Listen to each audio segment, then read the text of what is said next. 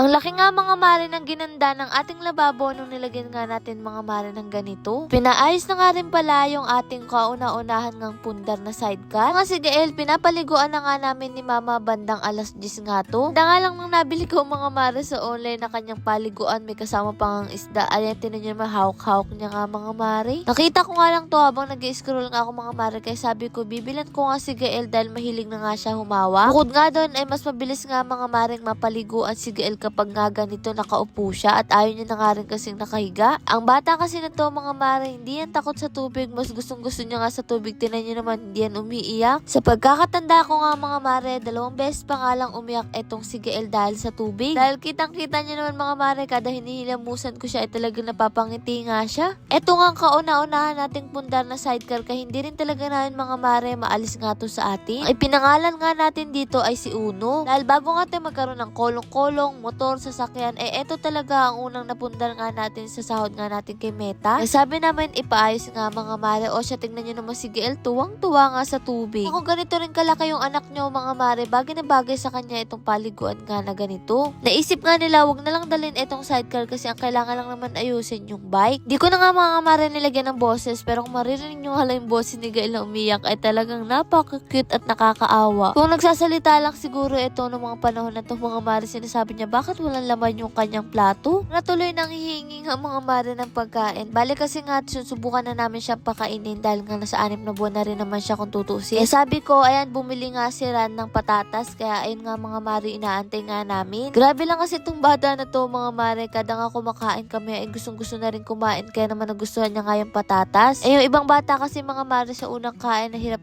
siya nga mga mare, ay gustong gusto niya. Kasi nga sa napanood ko, 3 araw nga dapat to kainin niya, tapos sunod ay iba naman nga. Ang bilis-bilis talaga ng panahon, kaya sa may mga newborn dyan, ay naku, sulitin nyo yan mga mare. Totoo na pag sinabing ang bilis ng panahon, totoo yun. Tingnan nyo naman nga si Gael, nasa tiyan ko lang noon, ngayon ay kumakain na. Sa susunod na abangan naman nga natin, ayun, naglalakad na nga siya. O siya, tingnan nyo mga mare, lababo natin. Kahit nga punasan to araw-araw, lagi pa rin talagang madumi. Kaya kahit malinis siya mga mare, ay talagang makikita mo pa nga rin mga bakas nga ng uli. Kaya nakita ko nga lang dito sa online habang nanonood ako, sabi ko masubukan nga namin ni Rat. Pwede nga to mga mare sa sahig nga natin. O kaya naman nga mga mare, meron kang lababo na hindi mo pa nga napapagawa ng tiles. Tapos kulang ka sa budget, ay pwede to mga mare, maganda rin talaga. Ang nakakatuwa kasi dito mga mare, napakadali nga lang niyang gawin. At nga, binuksan na nga ni Ran at ilalagay mo nga lang to mga mare dyan sa lalagyanan niya, tapos ilalagay mo nga lang tong isang puti. Bali, ang napili ko nga yung para siyang marble, para mukhang syala-syala etong lababo natin dito sa kabila. Tapos ang kagandahan pa nga dito ay wala siyang amoy mga mare. Diba kasi may mga ganito ang sakit-sakit nga sa ilong, pero eto mga mare, grabe ang ganda nito. Tapos ipapahid mo nga lang siya, ganito ang pagpapahid. Siran nga mga mare, abay natatakot nga daw siya, baka nga hindi niya nga magawa ng maayos, pero nung nilagay nga namin mga mare, ang dali lang pala. Parang kaya niya nga mga maring ilapat yung sarili niya nga sa paglalagyan sa kanya. Ang nakakatuwa pa nga dito, may papribis pa nga siya mga maring ganyan. Akala ko nga nung una wala, sabi ko bibili na lang kami, pero pagbukas nga namin may kasama na siya. Hindi nga lang to mga mare sa lababo, pwede nga rin to sa CR na hindi pa nga natatiles. Ang balak nga namin ni Ran, ilagay nga rin to dun sa kabila mga mare, kasi ang ganda-ganda nga niya, tingnan nyo oh. First coat pa nga lang to mga mare, hindi na nga namin papatungan kasi ang ganda-ganda na nga niya at nawala talaga yung dumi. Kahit nga malayuan, akalain mo nga talaga siya na tiles. Tingnan nyo nga mga mare yung pagkakaiba nga ng lababo natin kanina, hanggang sa malagyan na nga ganito na ang itsura niya. Sabi ko nga kay Ran, ako sisipagin na yata ako ditong maghugas kahit nga walang hugasin kasi napakaganda ng lababo na nga natin ngayon. Ito ang si Ran, pinapakita nga sa akin ang magiging pattern nga ng binil nga natin para nga daw maganda, at si Mata naman abay naglalambing agad. Pagpasok pa nga lang namin ay sumama na nga itong si Mata at nagpapalambing nga siya. Habang busy nga tayo dito ay busy rin naman dito sila Kuya Mark sa pagpapagawa nga ng bake nga natin na si Uno. Kaya sabi namin sa labas na nga lang sila kumain para hindi na nga rin sila magutom. Ito lang naman to mga mare, malapit nga sa atin, kaya ayan, kumain na nga rin sila dito kasi oras na rin para sa pananghalian. Sabi ko nga kay Ran, ba't hindi na lang ipinakabit ngayon bago nga nating bike? O kaya naman yung mas mababa nga, kasi sabi ni mama ang taas nga daw mga mare ng bisikleta at nagpapalit na nga rin tayo ng upuan. Bigla naman nga ako mga mare na-excite na masakyan ulit nga yung sidecar nga natin na si Uno. Matagal-tagal na rin kasi nang huling masakyan nga natin yung mga mare dahil nga nasira.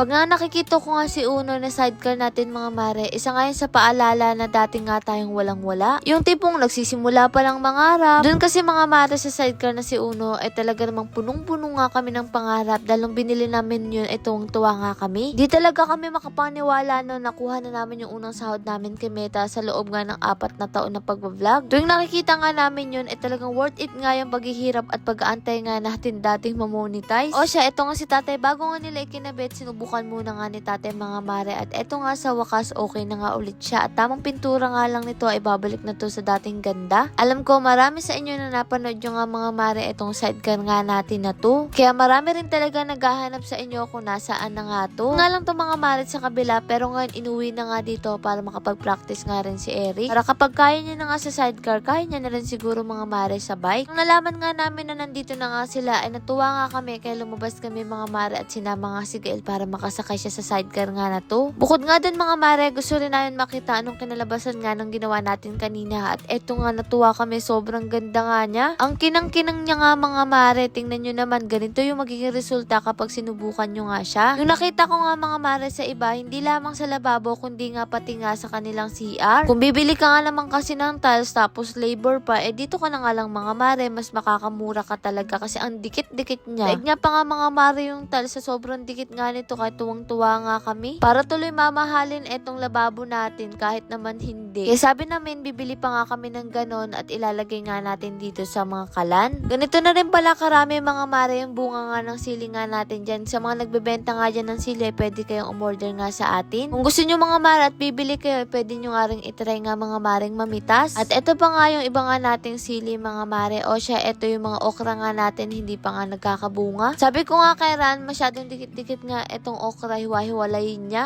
O siya, eto na yung mga kamoting kahoy natin at kamoting gapang nga mga mare. Ang gaganda nga. Yung kamoting kahoy nga, si mama nga ang nagtanim niyan, kaya ang ganda rin. At yung kamoting gapang naman ay si tatay. Habang nagsusukat nga itong sera na ito nga, hawak-hawak nga si Gael, nakikipaglaro nga ako. Pag wala naman talaga kaming ginagawa sa kabila, etong ginagawa nga namin. Tingnan nyo naman nga si Gael nga natin, ang laki-laki na. Sabi nyo nga, ilang buwan na lang ay may hahabuli na nga kami dito sa farm. Ay siyang tunay mga mare, tiyak na talagang papayat na ako nun. Tiyak kasi mga mare, takbo dito, takbo doon yung batang yan. O siya, eto nga't sinakay ko na siya dito mga mare. Grabe nung mupo ako dito, ang daming ala-alang pumasok sa isip ko. Para bang may flashback nga sa isip ko nga mga mare. Mapapasabi na lang talaga ako, parang kailan nga lang. Parang kailan lang kami nga lang ni Ran. Tapos ngayon mga mare, kasama na nga namin si Gael ngayon. Nagpapasalamat nga rin kami sa Diyos dahil nga tama nga lang ang pagdating ni Gael. Dumating siya nung kayang-kaya na nga namin siya mga maring bigyan ng magandang buhay. Yung hindi niya na mararanasan yung mga naranasan namin mga maring hirap. Lord, marami pong salamat sa lahat ng blessing at syempre sa inyo mga mare. Paano ba yan? Bukas na lang ulit.